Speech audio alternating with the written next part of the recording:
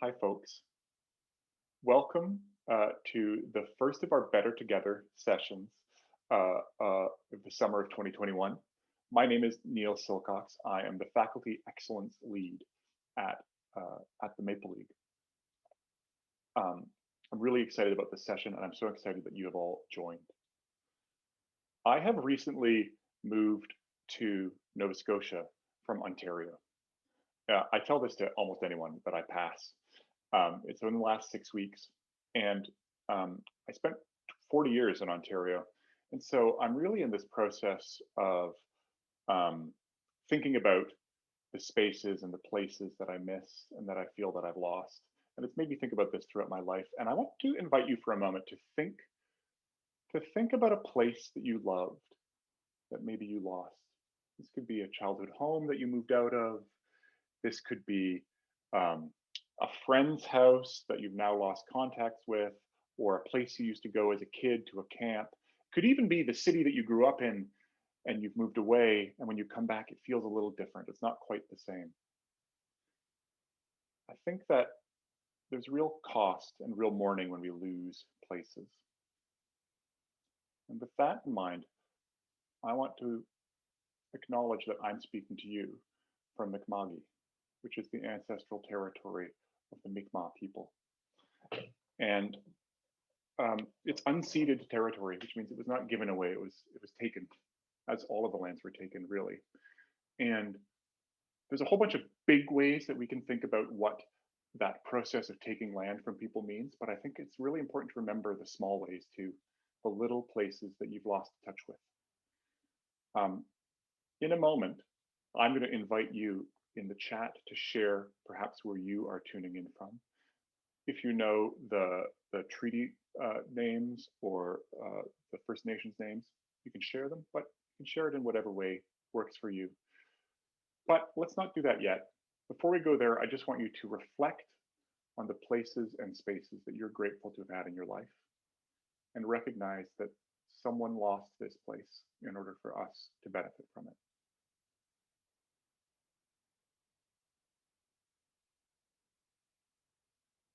With that in mind, I'll invite you in the chat as I'm introducing our panelists today to share where you're joining us from. I'm really, really excited about today's session on critical hope. And I think it is a time when critical hope is really, really needed. And it is a great guiding light as we think about our work, learning, teaching, doing research, whatever we might be doing. We're getting a co-presentation from 3 incredible scholars, teachers, award-winning teachers, celebrated teachers, and just fonts of wisdom. I'm going to go from furthest from me to closest from me in the order of introducing them. Dr. Lisa Dickson, do you want to wave hi there? Lisa is joining us from British Columbia, where she teaches at the University of Northern British Columbia. Dr. Shannon Murray is from the University of Prince Edward Island. And Dr. Jessica Riddell is from Sherbrooke, Quebec's Bishop's University, but is actually joining us from my house, about 10 feet below me, because she was traveling and needed a place to connect to the internet. So these incredible scholars work together on a terrific podcast and blog and a bunch of projects. The podcast that I have just discovered in the last few weeks is terrific, called the Weird Words Podcast. And I'm going to drop into the chat the link for their website, where you can find all of these things and more of the terrific work that is being done. And I don't want to take up too much more time because I'm so excited to hear the conversation that we have lined up. So without any further ado, let me throw to yourselves. Thank you. Thanks so much, Neil, for such a warm introduction and a reflective one to be able to touch base with our bodies and our spaces and our messiness of existing in this complex world is a beautiful introduction to some of the questions we've been thinking about and poking at for many years together and individually. It is such a treat to see new thought partners and long-term ones in this group. And we're just really, really happy to be able to share with you some of our thinking, but also to work with you in co-design to think about what a critical hope looks for you in your own context, in your own setting, in your setting, and the ways in which you can anchor it in daily practice. And so it's such a treat. Dr. Dickson, Dr. Murray, and myself, Lisa and Shannon, we call ourselves the Weird Sisters. Thank you, Neil, for sharing our website. Our weird apprentice, Cecilia Anlin, is here and joining us. She was an exceptional architect and designer for us, with us, about how to share some of these concepts in ways that people can find themselves in those frameworks, in those scenarios, but also build some for themselves. And so today we're gonna look at three guiding questions. There's sort of these three movements in our talk, which is how to go from nope to hope. Some of you might have different levels of hopefulness right now, and hope doesn't mean the absence of despair. Hope is, in fact, in despair, what do you do? What are your pathways forward? So we're gonna ask sort of three reflective questions for you. The first one is what does hope look like in your life and your work? How can you ground yourself in understanding what hope looks like, how you can define it for yourself, and what the contours and shapes are of hope? The second question is, how do you maintain it in yourself? Hope isn't about having it always. You can lose hope, and some of the most critically hopeful humans that we know are ones that scream into the abyss on a regular occasion and despair, but then get back up and maintain it as a kind of muscle that you build and you work on. So how does that look like for you all? And then I think the third question is one that we've been really exploring and thinking about a lot, is how do you encourage it in others? If you find hope, how do you share it? How do you send it into generative spaces, so future facing spaces for others? How do you sort of align that with concepts like critical empathy, understanding others and helping them anchor hope in their own practice? So those are the three big contours of our talk, and I'm going to pass it over to Shannon to explore with us what hope looks like. So yeah, those are our three big questions. But before we get there, we should probably think a little bit about what it is that we talk about when we're talking about hope. So we're going to give you about 3 minutes, 4 minutes at the most, to jot down a few ideas about what hope means to you. Can you define hope for yourself? So if you have your learning journal open or just a piece of paper, take those few minutes. And at the end, I'll ask 2 or 3 people to share their thoughts, and others with your microphones, and the rest to jot a few things in the chat. So 3 minutes, I'll check in with you. What is hope?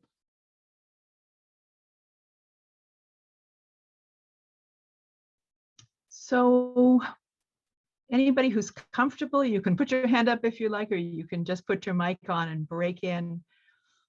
What in your thinking did you come up with as a definition of hope? What does hope mean to you?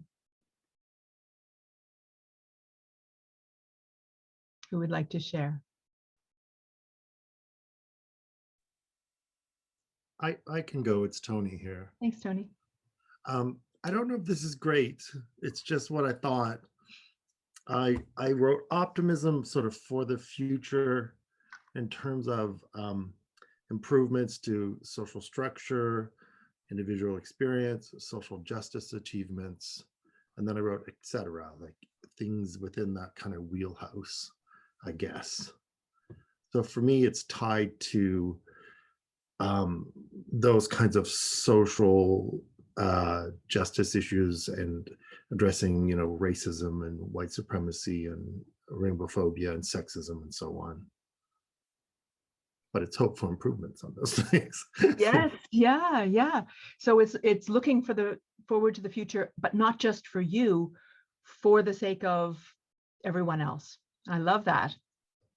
Anyone have something slightly different or want to second that one? I could go. This is Linda here in Hi, Sacramento. Linda. Hi. Yeah, it sort of resonates with what Tony was saying.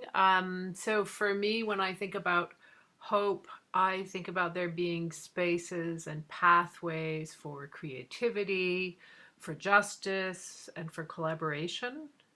And we're acknowledging right now a lot of like problems that have become visible, and I think it's really important to take a really good look at those things.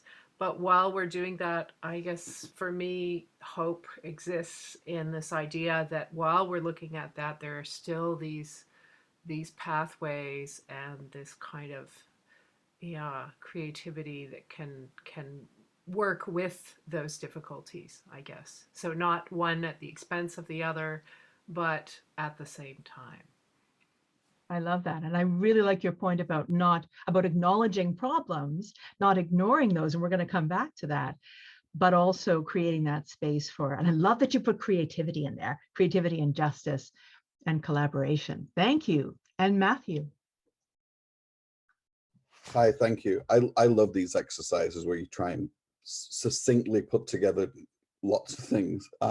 So my attempt was that hope, for me at least, means having the ability to leave spaces and places better, however I define that, or others in those spaces and places define that, than when I entered them. Yeah. So it sort of links into what's already been said in terms of looking to the future and also being part of this hopeful building moving forward. Oh, that's really nice. And that does pull them together so well. So it's looking to the future, seeing something better for everyone, but hopeful that you can play a part in that. Zoe, I'll let yours be the last one. Anyone else have things to add? Put them in the chat. Zoe, go ahead. So I kind of took the word hope and turned it into sort of an acrostic poem, and just used the main letters to create 4 words that I think of when I think of hope. And they were happiness, optimism, perseverance, and enthusiasm. Nice. Oh, I love all of those. And it's now really bothering me that in all the years the 3 of us have been thinking about hope, we've never done that and recognized that optimism was in there. That's brilliant. Really good. But I love the fact that you added perseverance in there too, because that suggests that there's this not something natural that's going to come that hope involves. We really have to stick to it. There has to be grit in our hope. Thank you. And I see some others coming up in the chat that you can have a peek at.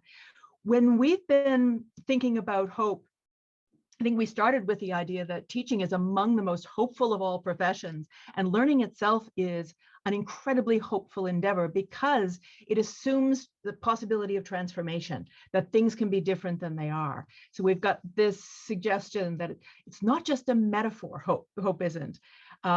Learners are hope embodied, hope on the move, hope as an agent, a method of acting and a way of seeing. You see how active we're imagining this hope, and that came up, and it's coming up in the chat as well. It came up in some of your definitions. But we wanted to add to this, and this came out in Linda's suggestion about the importance of acknowledging that problems exist. My guess is that you all know those people who say something like, it's all good, right? Or just everything's fine all the time. That's not strong hope. That's not critical hope, because it doesn't acknowledge the way things are. You may have heard the suggestion that it's hope that's going to kill you, either if you've read Viktor Frankl or if you're watching Ted Lasso, and you should do both, by the way, read Viktor Frankl and watch Ted Lasso. But as I've been thinking that through, Ted Lasso makes me think about a lot of things. What struck me is that that's a kind of hope that doesn't involve the critical. that's only thinking, well, I'll just sit here and things will get better. So what Freire says, and he's one of our most important hope thinkers, is that just to hope is to hope in vain. Hope, he writes, demands anchoring in practice. And that came out in these definitions too, right? You have to do something about hope. That's the critical, recognizing that the way things really are, but also recognizing that you have a responsibility to act in order to make that hope manifest itself. So if we think forward to this next term, I'm really hopeful. I really, really am. But I know if I just sit back and hope that I'm going to have a good term, things are going to go wrong. And so my critical hope for this term involves planning for the possibility that we might pivot again, right? I think I swore that I'd never use that word again. I'm hoping that I never have to use that word again, but I'm going to make sure that I've planned and thought and worked with my students to figure out what's going to happen if we do. So Maria Popova has this lovely idea that critical thinking without hope is cynicism, and hope without critical thinking is naivete. So when we're talking about hope, we're specifically talking about that idea of critical hope. And I'm going to turn things over now to Jessica. Thanks, Shannon. And thank you everybody for sharing your definitions and your frameworks for hope.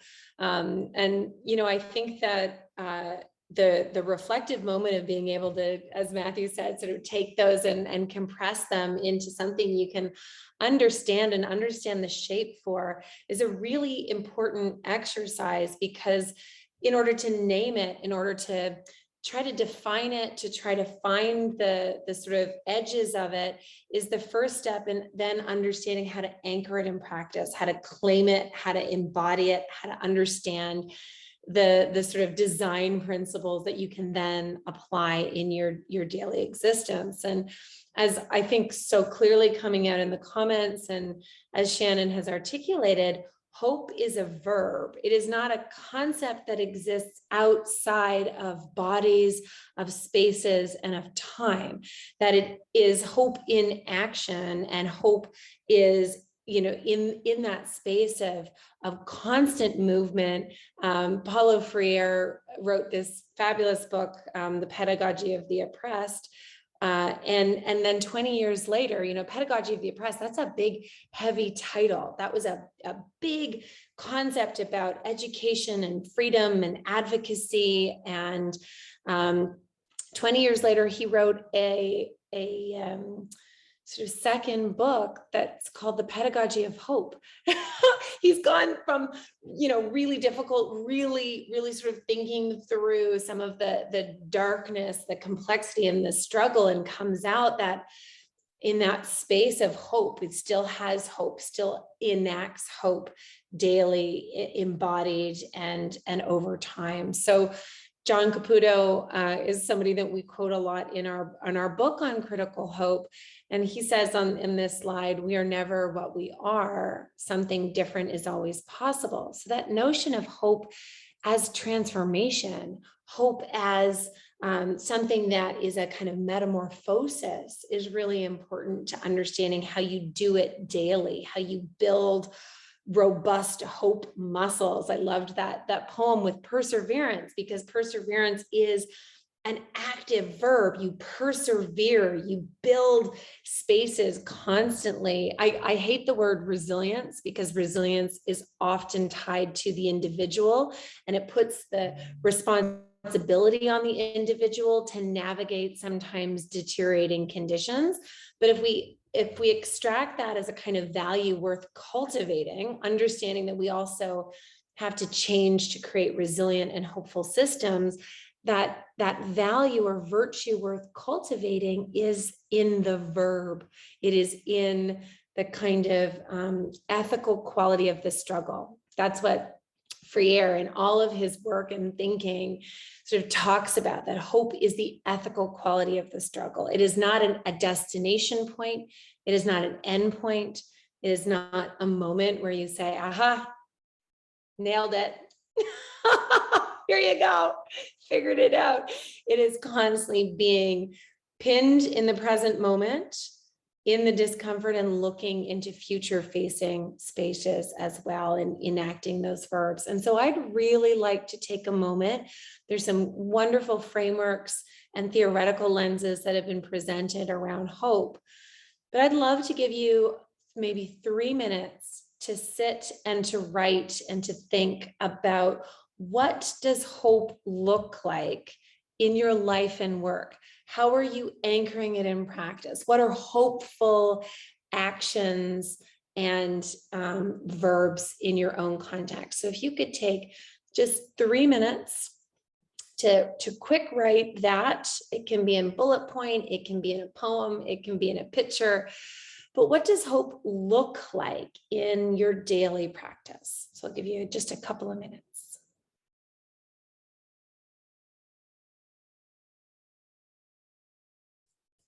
Okay, I'm wondering if you're starting to get some ideas and starting to sketch out hope anchored in practice, what hope looks like in daily or in the rhythm of your context. And I'm wondering if anyone would like to share what hope looks like from your own perspective. And I'm so grateful to have many different perspectives around this virtual table today with students and faculty and staff and administrative leaders and people both within and outside of higher education. So from your perspective, from your position, from your intersection, I wonder if anyone would like to share what hope looks like from that space. Shannon. Okay, sorry.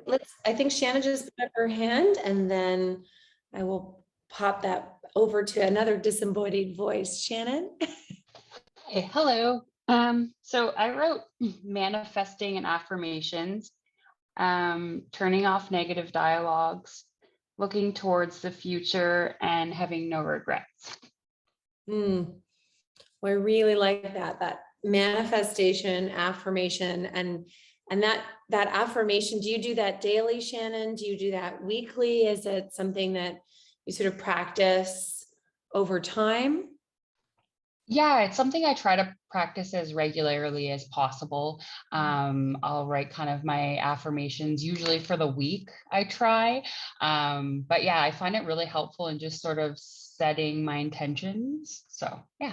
And I love that you place it also in future facing ways. They're affirmations and manifestations, but they're also, here are my intentions, here I imagine myself now, but also in for the week or for the future or for, anticipated spaces, so that it's generous, but also to yourself, and generative, so it's creating a sort of forward motion. Yeah, thank you, Shannon. That's a very good practice to get into. One of my colleagues, who I believe gave a talk to the OLTCs last week, talks about that as his critical reflective practice. He journals, and that for Sandy is a hopeful endeavor, is journaling, both reflective, mindful in the present, but also hopeful and intentional into the future. Yeah.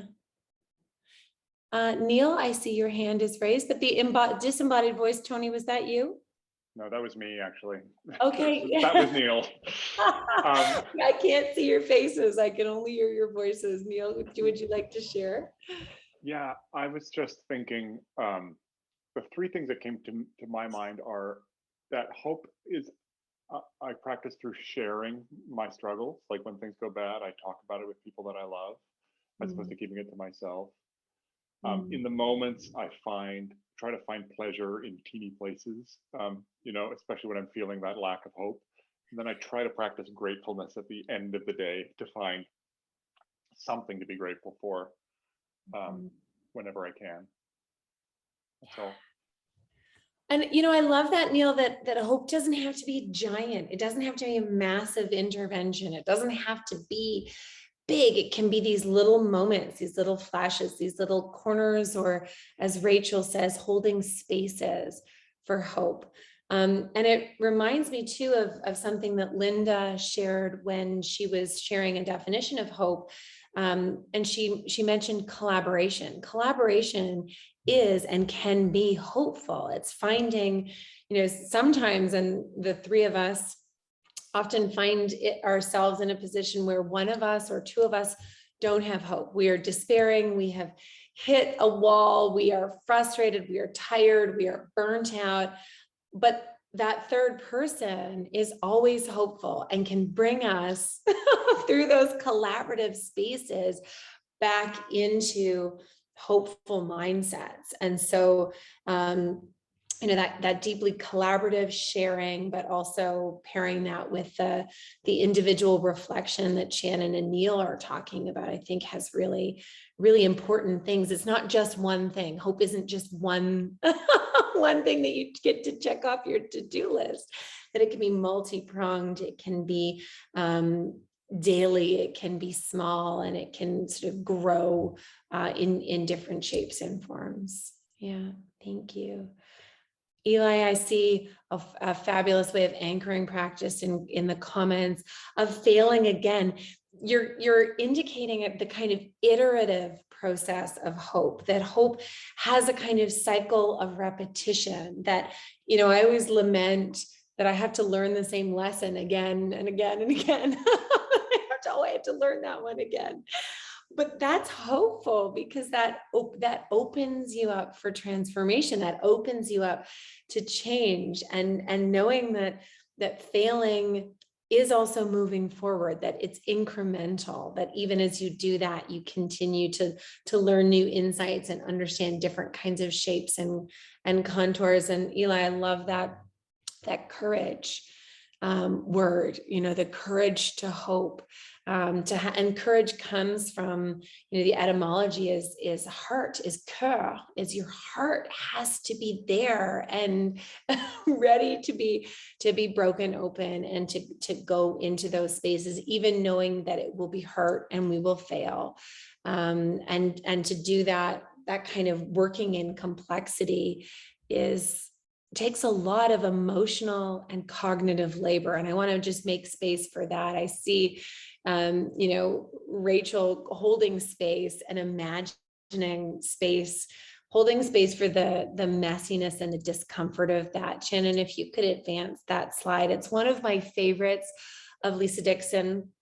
Hope is messy. This is a photo she took a few years ago, and I feel like it needs to be on front and center of our book, about just color and mess and complexity and difficulty and beauty all at the same time, and they can exist together without canceling each other out. Hope is messy. It requires that courage. It requires, as Lori said, that sort of cycle of learning, sharing, transforming, building, and reflecting as that ongoing cycle of moving through those spaces. So I think that's really, really important to make space for the messiness, not as a flaw, not as something that we fail to do and therefore it's messy, but actually the messiness is the beauty of that transformation, and understanding and being generous to yourself in that messiness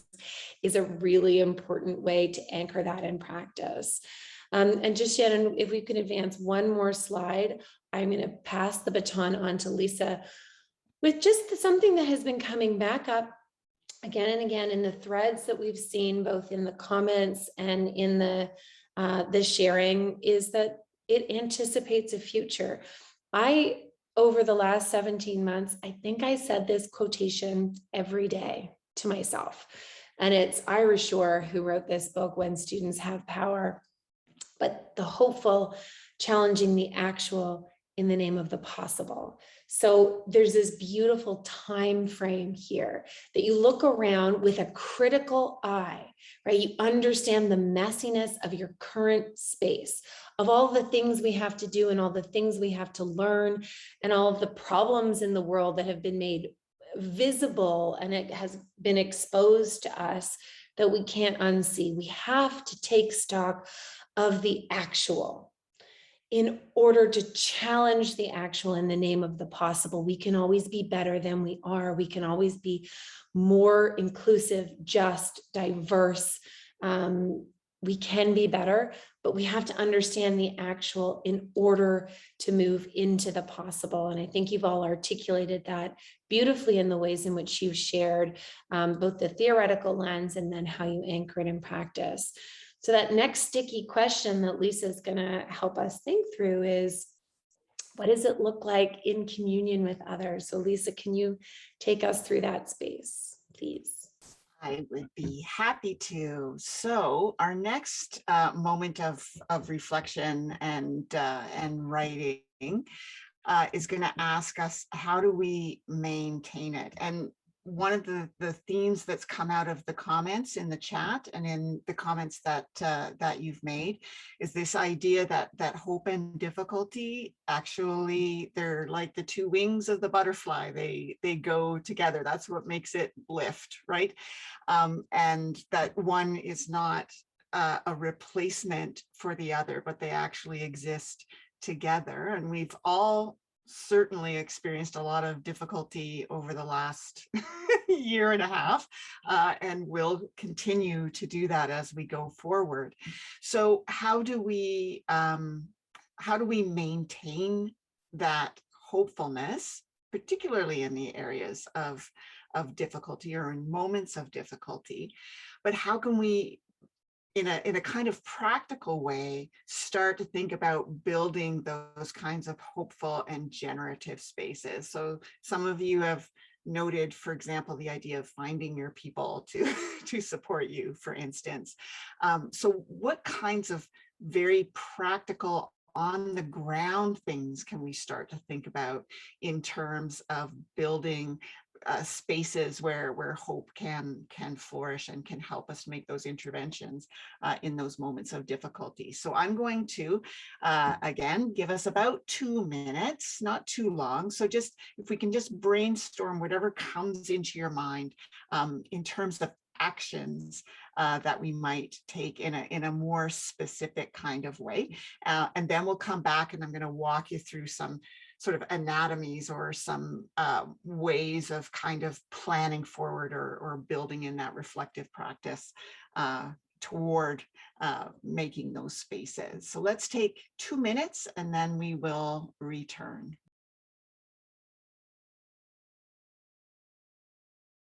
All right.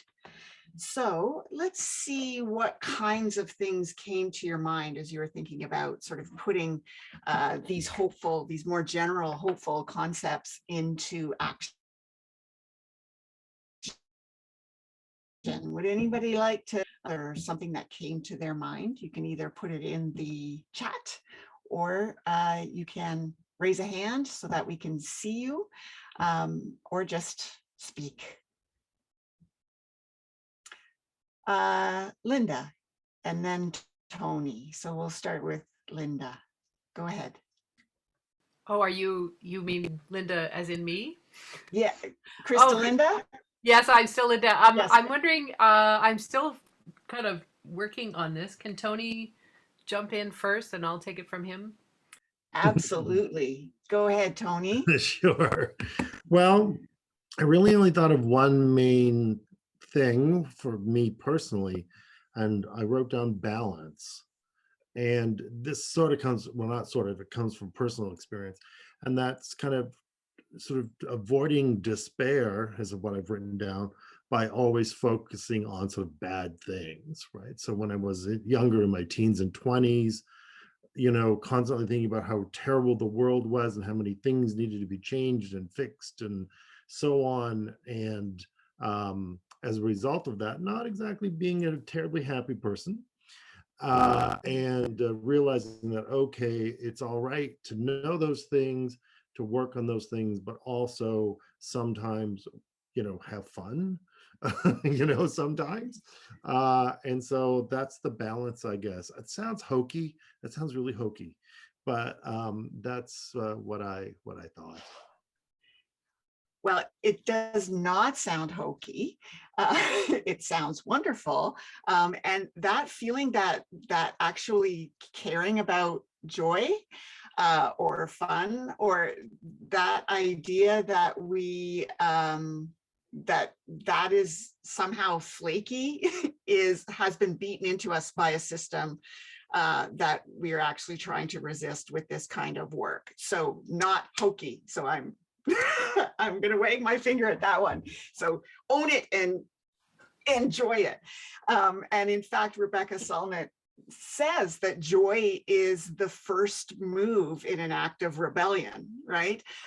So yes, so that idea of being able to keep both of those things present is really, really important and very, very difficult. And so some of the strategies that we heard, doing affirmations or setting intentions, those kinds of things can help us. They're actual sort of practical things that we can do to sit ourselves down and to open up those spaces, because sometimes they don't open on their own, right? Sometimes it can get very dark and it can be very paralyzing.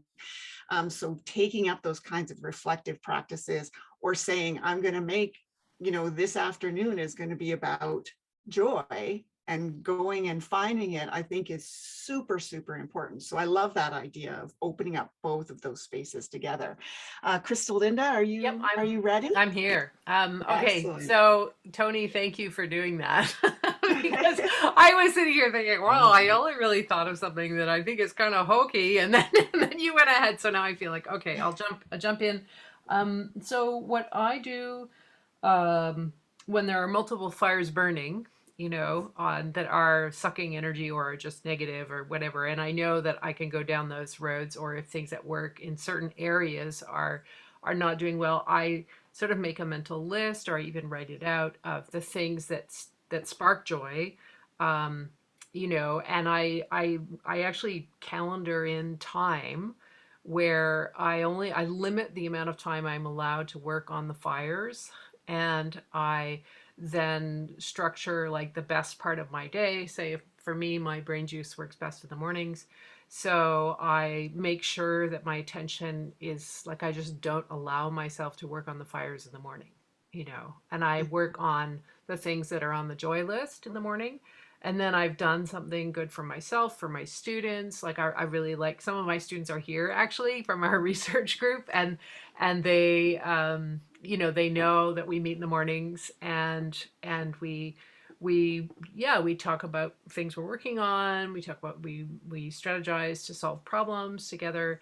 And that is immensely fun. Right. And then if I have to do something later in the afternoon, which I don't enjoy, or it's a different type of work, there's a fire, it's complicated, it's thorny, people are upset, whatever it is that I have to deal with, then I do that after I've had my joyful moments in the morning. So right, that's how I do it.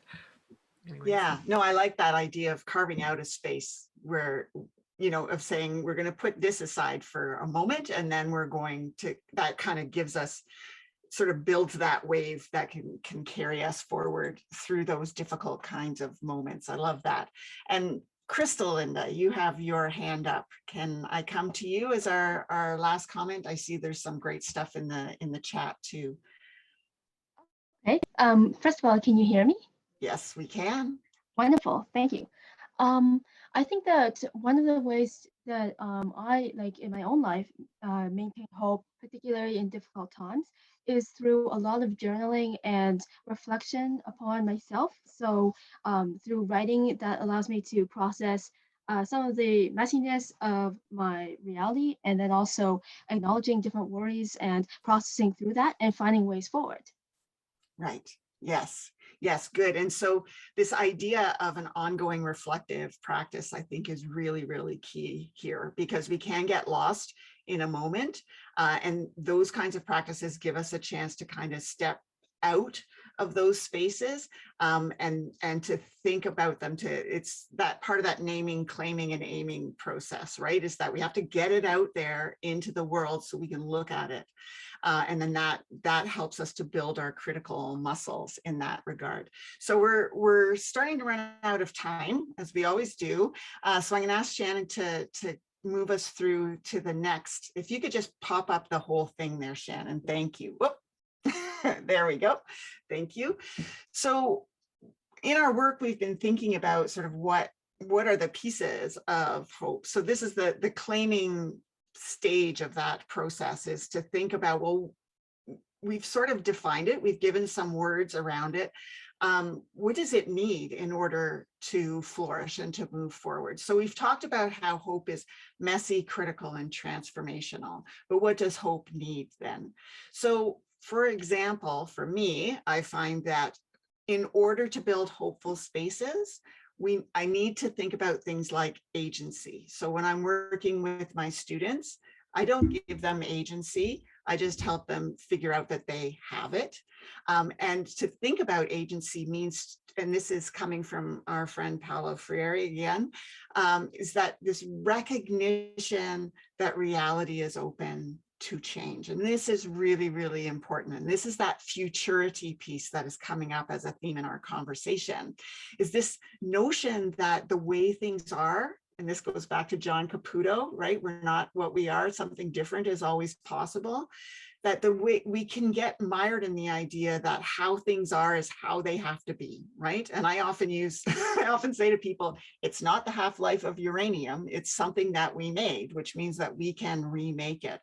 But for people who have difficulty finding their own agency, it can feel like the systems that we are embedded in are immovable, and that they are built by something beyond us that we cannot intervene in. And I like to remind people that we are the system, so the system can be changed. And it's very important that both of these things, agency and recognition, work together. So because otherwise people fall into what I call the trust gap, right? Where you're saying you want one thing, but you're showing you want something else. So if you say to students, for example, you have the agency here to make your choices, but you come in with a plan that cannot be violated, then you're creating a trust gap, and it's difficult for people to actually take that leap to make the risks that they need in order to be transformed. And so the grounding of this is that a hopeful space is not one that I enter into to transform people. A hopeful space is a space that we enter into together with the understanding that we are all going to be transformed by that experience. And I also like to say, if I'm not willing to be transformed, how can I possibly expect my students or my colleagues to be transformed in that moment? So transformation is scary. And as Iris Shore says, knowledge is only power, and we often say that knowledge is power. It's only power if it comes with the capacity to change, and that means to change both yourself and the systems around us. So could we pop on to the next slide? So to kind of move us into this notion then of this relationship with the other, and that's another thing that's come up in the themes in the commentary. Paulo Freire says hope is rooted in men, and he actually in his next book he went back and said, I'm changing that, it's not men, it's everyone. In men's incompletion, from which they move out in a constant search, a search which can be carried out only in communion with others. So that idea that it's open-ended, that you cannot determine what the ending will be in advance, because in that interaction with people, you're going to be creating you're making the path as you're walking it, which can be terrifying. And that's that messy piece, right? Is making a space for that messiness. So that's the end from me. And I'm gonna, I think, turn it back to Shannon. Or Jessica, sorry. You've got me very quickly, and I'm gonna bounce it to Shannon because I know we have 4 minutes left, and we could do this with you for 3 days. We could do this with a beautiful view and delightful catering and spaces for us to think through this. This is not the end of a conversation. I hope that this is a start of one, and a start of the ways in which you can think about some of the practices and frameworks we've talked about, encouraging hope in others. As Lisa said, showing up and being willing to transform, to be broken open, to go on that journey yourself, not to design for others, but to design with and in communion with others is absolutely essential. Being mindful of the stories you tell to yourself and others. A number of you have mentioned reflective journals and affirmations and manifestations. What stories are you telling to yourself, and what stories are you telling to others? And I see Rachel's comment here reminding me of narratives and the power of narratives, taking the time, she said, to feel the despair, frustration, and hopelessness, rather than pushing it down or trying to replace it with positive feelings. That's the difference between critical hope, which makes space for the messy, and toxic positivity, which denies or erases the messiness of transformation. We've seen a lot of toxic positivity, a lot of keep going, get gritty, build back better, without marking critically hopeful moments of messiness. And so I just want to leave you with thinking about how you might do it for yourself and in others, in your storytelling, in your narratives, in the ways in which you navigate the world. But I'd like to pass my time over to Shannon for a couple of quick snapshots on ways to anchor it in practice in the classroom. A number of you are designing, either as faculty or as student consultants, what a hopeful classroom looks like. We'll give you a snapshot, but encourage you to connect with us and think about some of those assignments and assessment. Shannon? And just a note that our slides will be available to you too. So you need not take down this very quickly. Just keep in mind that whatever you're doing, whether it's teaching or learning or guiding others in a team or in a boardroom, there are ways to build in hopeful practices. And the examples here we've got are for professors thinking about their assessment and their syllabi, their syllabuses. So encouraging metacognition, as Jessica said, engaging students in the construction of the learning themselves, scaffolding resubmission, anything that essentially says to students, something different is possible, something better is possible. So there are ways to think in terms of hope and design your workspace and design your work with others to help them be more hopeful. And Lisa, quickly. I'll just very quickly, sorry, I lost my connection there for a second. Our slides will be available to you, but we've designed a reflection pathway. I like anything with arrows because my brain is like a fly in a bottle often. So having arrows that point help me very much. So you can think about what are the qualities of the principle that you're thinking of? What does that principle need to live and to grow? And then how do we enable that principle practically? And so we've followed that pathway through this presentation. So you can go back and have a look at this slide later if you like. And we're always happy to help you work through that. Just get in touch. And these are also available on our website. And so I'd like to sort of wrap up with something that Eli put in their comments in the sort of section about courage, and courage related to heart.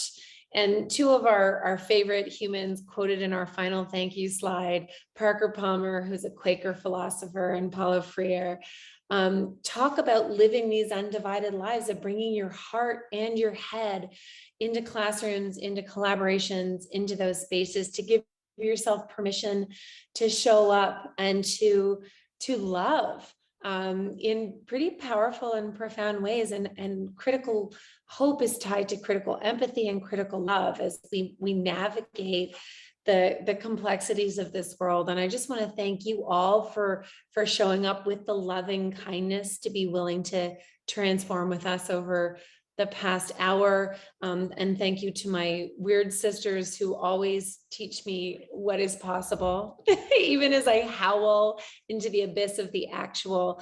And to Neil for hosting and curating with an incredible art of gathering us together to think through these spaces. This is not the end of a conversation. I hope that it is one moment in a verb of acting and embodying hope in different spaces. So thank you so much. And yeah, happy Thursday.